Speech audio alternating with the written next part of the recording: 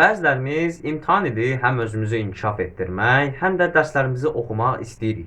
Əlbəttə, müəllimlərin yüklədiyi yüklər, şəxsi inkişafla bağlı getdiyimiz yol, idman olsun, kitab oxumaq olsun, bənzəri vərdişlər olsun, bizə halı ilə çətinliklər yaradır. İmtahan ili boyunca həm dərs oxumaq, həm də imtahana necə hazırlaşmaq, həm də şəxsi inkişafla necə məşğul olmaq olar, mən necə məşğul oluram, sən necə məşğul ola bilərsən, bu videoda bu haqda danışacağıq. Kanalıma xoş gəldin. İmtahan ili və şəxsi inkişafın nə olduğu ilə qısa bir məlumat keçək. İmtahan ili dediyimiz şey bizim bir müəyyən dövrdə imtahana hazırlaşdığımız, dayanmadan dərs oxuduğumuz, yorulduğumuz ağır bir dönəmdir. İmtahan ili boyunca biz əlimizdən gələn qədər oxuyuruq və universitetə, kollecə, bənzəri yerlərə imtahan verməyə çalışırıq.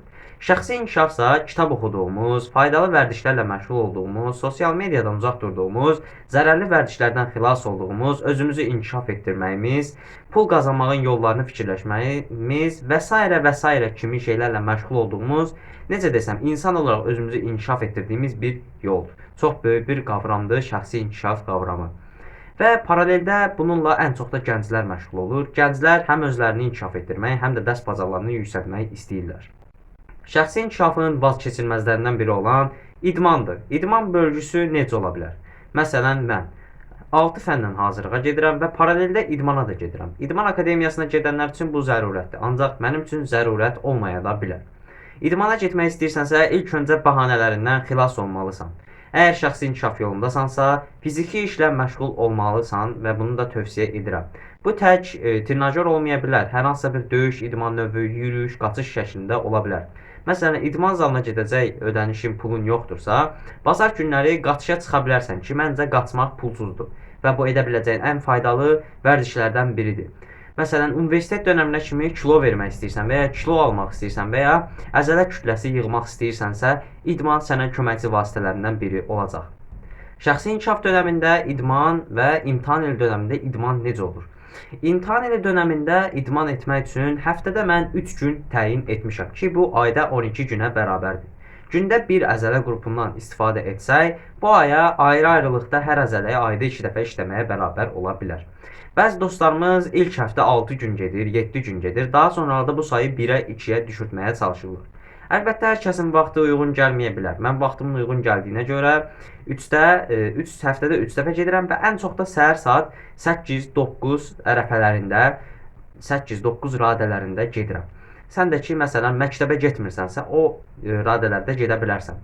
Ən optimal idman müddəti də, yəni daha universitetə girmədiyimə görə özüm üçün 1 saat qoymuşam. Məsələn, 15 dəqiqə qalmış evdən çıxıram 8-də, 8-də idman zalında olam, 9-a kimi məşqimi edirəm, 9-da çıxıram və ona 15 dəqiqə işləmiş artıq evimdən oluram. Və idman zalına da yazılacaqsansa, prestij olsun deyə də yox, evinin yaxınlıqlarında bir zala yazıla bilərsən. Kitab oxumaq istəyənlərə gələk. Kitab oxumağa vaxt çatdıra bilmirəm, həvəsim olmur. Həm dərs, həm kitab insanın başı qarışır. Çox yaxşı anlayıram. Mən kitabı daha çox, məsələn, mənim kimi metrolarla, marşrutlarla, avtobuslarla gedən bir insansansa, kitabı ən yaxşı gedərkən oxumaqdır. Gələrkən biraz yorğunçuluq ola bilər, o zaman da daha çox, necə desəm, musiqi dinləyə bilərsən. Gedərkən kitab oxuya bilərsən, bazar günləri 15 dəqiqəni ayırıb kitab oxuya bilərsən, vacibi yerlərdən məlumatlarını götürüb həyatına inteqrə edə bilərsən. Ki, kitab oxumada çox faydalı bir vərdişdir. Kanalda da bu haqda 3-4 video olmalıdır, onları da izləyə bilərsən.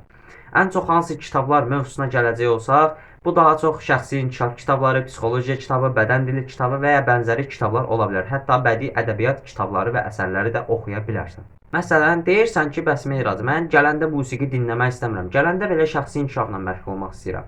Bu zaman sevdiyin şəxsi inkişaf kanallarının videolarını yükləyib yolda izləyə bilərsən.